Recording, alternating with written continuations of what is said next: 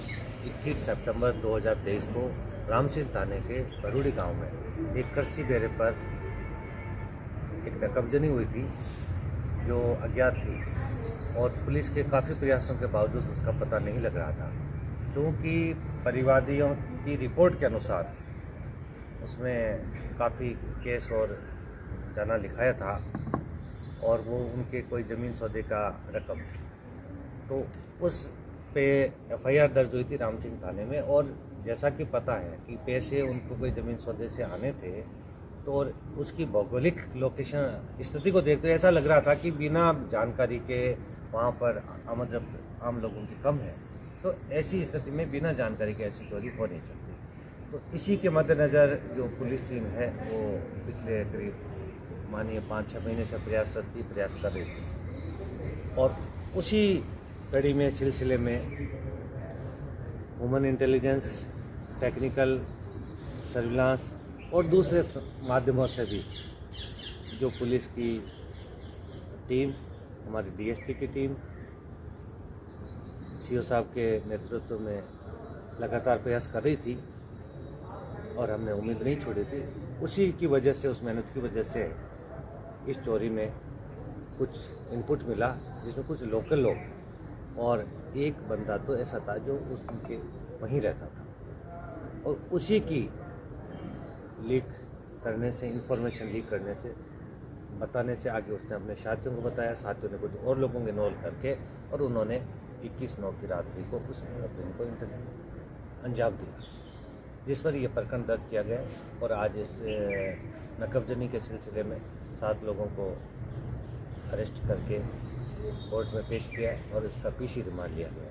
अभी हम इस पे रिमांड लेके आगे अनुसंधान कर रहे हैं और इसमें जो भी माल मसरूका गया है उसकी रिकवरी के लिए अब हमारा आगे प्रयास रहेगा। सर, इस चोरी में कितने लोग शामिल थे? देखिए, अभी अरेस्ट करके हमने किया है, तो अभी जो प्राथमिक जांच हुई है, अभी डिटेल इंट्रोगेशन अभी चलेगा। इसमें इनके बताई चीज़ों की तायद की जाएगी, वेरिफिकेशन किया जाएगा। नकबजन नॉर्मली जो चीज़ हमें कई बार बताते हैं वो भ्रामक जानकारी भी होती है, इसलिए इनकी बताए अनुसार अभी जो लोग सामने हैं उनके अलावा ये नहीं है, लेकिन हम इनकी बातों को तथ्यों से वेरीफाई करेंगे। तो जैसे जैसे अनुसंधान आगे बढ़ेगा उसमें नए तथ्य भी आने की संभावना से हम इनकार नहीं कर सकते। सर, ये इसलिए अभी एग्जैक्ट कुछ कहना जल्दबाजी हो। सर, ये कोई गैंग है या फिर आसपास के पड़ोसी?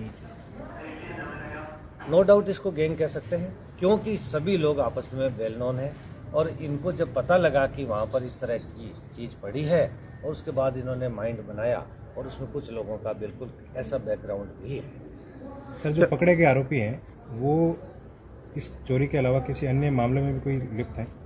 हाँ, इनका क्रिमिनल बैकग्राउंड है और इसके अलावा भी इन्होंने और क्या क्या इस दौरान किया है, कहाँ कहाँ गए हैं, वो जैसा मैंने पहले बताया कि इनकी बातों को हम वेरीफाई कर रहे हैं, क्योंकि नॉर्मली नकबजन एक ही बार में सारी चीज़ें नहीं बताते है। जैसा आप लोग सभी जानते हैं, बुद्धिजीवी हैं, कि चोर कभी भी एकदम सारी जानकारी एकदम से नहीं उगलता है। इसमें सर कोई हिस्ट्री शीट है?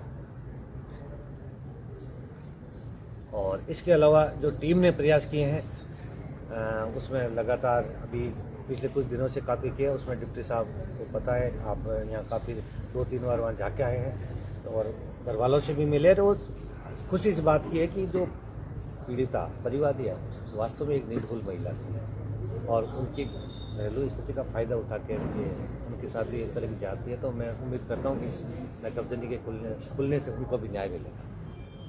और जो प्रयास टीम ने किया है वो डिप्टी साहब के और सीआई साहब के साथ में हमारी डीएसटी टीम भी थी। तो और डिटेल है वो। क्या आरोपियों ने महिला के साथ कोई वसूली की? सर, ये चोरी कैसे हुई थी और कितने रुपए थे और कैसे कब? ये सर कृषि कुएं पे हुई थी और उनके कृषि कुएं पे जो काश्तकार था उसी ने इनपुट दिया था कि इनके घर पे पैसे हैं। इनपुट देने के पीछे रीज़न ये था कि जब 2000 के नोट बंद हुए थे तब उस कृषि कुएं के मालिक ने 25 लाख रुपए काश्तकार के खाते में जमा कराए थे, अलग अलग परिवार के सदस्यों के लिए। और इन्होंने ज़मीन बेची थी, उसके पैसे थे और बेटी की शादी होनी थी तो गहना भी था। इस चीज़ की जानकारी सिर्फ इसी को थी, क्योंकि अमर सिंह और माधो सिंह की डेथ होने के बाद में इनके घर पे एक विधवा औरत थी, एक बच्ची थी और कोई मेल सदस्य था नहीं। तो घर पे जो भी सामान वामान इनको लाना था तो ये कृषि कुएं पे जो विश्वास पात्र काश्तकार था उसी के थ्रू मंगाते थे, इसलिए इसको हर चीज़ की बारीकी से जानकारी थी। उसने अपने मित्र को सूचना दी और उसके आधार पर इन्होंने गैंग बना करके राजेंद्र उर्फ राजू है राम, उसके थ्रू भी करके कार्रवाई की थी। एचएस का बता रहे थे सर। मुख्य आरोपी कौन है सर? सारी मुख्य है, 120 भी है, तो सबका ही अलग अलग रोल है, सबका अलग रोल है। कुछ लोग हाँ, कुछ बाहर के, कुछ स्थानीय है।